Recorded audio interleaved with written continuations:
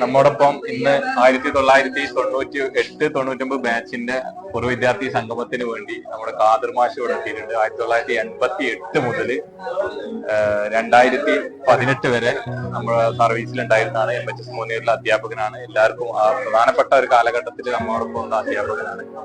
അദ്ദേഹം നമ്മുടെ അന്നത്തെ ഒരു അനുഭവവും അതോടൊപ്പം തന്നെ നമ്മുടെ 2022 ഡിസംബർ 18 എന്ന മഹാസംഗമത്തെ കുറിച്ചൊക്കെ നമ്മുടെ അനുഭവങ്ങളും ഈ ഒരു സെറ്റപ്പ് ഉണ്ടായി വന്നിട്ടുള്ളതിനെ കുറിച്ചൊക്കെ നമ്മുടെ ഖാദർ മാഷ് നമ്മളോട് സംസാരിക്കുന്നത്.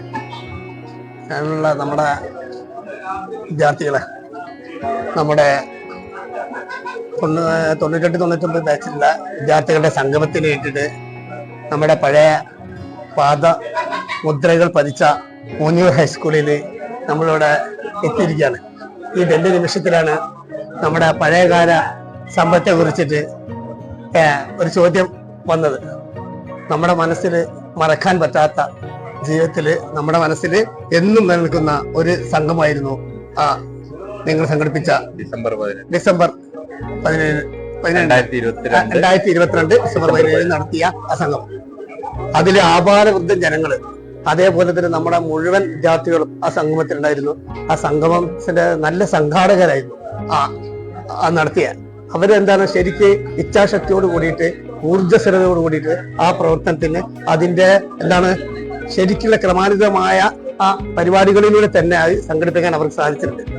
ആ സംഘാടകരെ ഞാൻ ഈ വേളയിൽ ഇപ്പോൾ പ്രത്യേകം അഭിനന്ദിക്കുകയാണ്.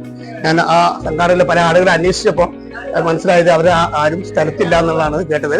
അപ്പൊ അതുകൊണ്ട് വീണ്ടും ഒരു 2026 ഇങ്ങനെ ഒരു ഗോൾഡൻ ജൂബിലിന്റെ പരിപാടി ഉണ്ട്. ഇതുപോലുള്ള പരിപാടി സംഘടിപ്പിക്കുമെന്ന് കേൾക്കുന്നുണ്ട്.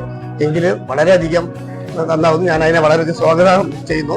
പിന്നെ മറ്റൊന്നെന്ന് വെച്ചാൽ നമ്മുടെ ഓർമ്മകൾ, കാരണം നമ്മുടെ 25 വർഷം 30 വർഷം മുമ്പ് ഉള്ള കുട്ടികൾ, ഇവർ 10ാം ക്ലാസ്സിൽ വരുന്ന സമയത്ത് അവരുടെ ആ പൊടിമീശക്കാരനും ആ പാവടക്കാരിയുമായ ആളുകൾ ഇന്നിപ്പോ 25 വർഷത്തിലുള്ള മാറ്റങ്ങൾക്ക് വന്ന സമയത്ത് അവര് അമ്മയായിട്ടുണ്ടാവും, ചിലപ്പോൾ അച്ഛനായിട്ടുണ്ടാവും, പിതാവായിട്ടുണ്ടാവും, കുട്ടികളൊക്കെ ഉണ്ടാവും. ഈ സന്ദർഭത്തില് അവർക്ക് ആ പഴയ ഓർമ്മകൾ ഒന്ന് പങ്കുവെക്കേണ്ട അവസരമാണിത്. പ്രത്യേകിച്ച് മാനസികമായ സംഘർഷങ്ങളുള്ള സമയമാണ് എല്ലാവരും. ഒരുപാട് പ്രയാസങ്ങളും പ്രശ്നങ്ങളും മറ്റുള്ള നേരിട്ടുകൊണ്ടിരിക്കുന്ന ഈ അവസരത്തില് നമുക്ക് ഇത്തരത്തിലുള്ള ഈ വേള അല്പം ആശ്വാസം കിട്ടും. എല്ലാവരും ഈ ഫാമിലി ആയിട്ടും ജോലി സംബന്ധമായിട്ടും സമ്മർദ്ദത്തിലാണ്. ഓർമ്മയിലേക്കൊക്കെ അപ്പൊ പഴയ കാലത്ത് തിരിച്ചുവരവിലേക്ക് പോകുന്ന സമയത്ത് നമുക്ക് മാനസികമായിട്ടുള്ള ഒരു ഉല്ലാസം കിട്ടും. അതാണ് ഈ വേള കൊണ്ട് നമ്മൾ ഉദ്ദേശിക്കുന്നത്.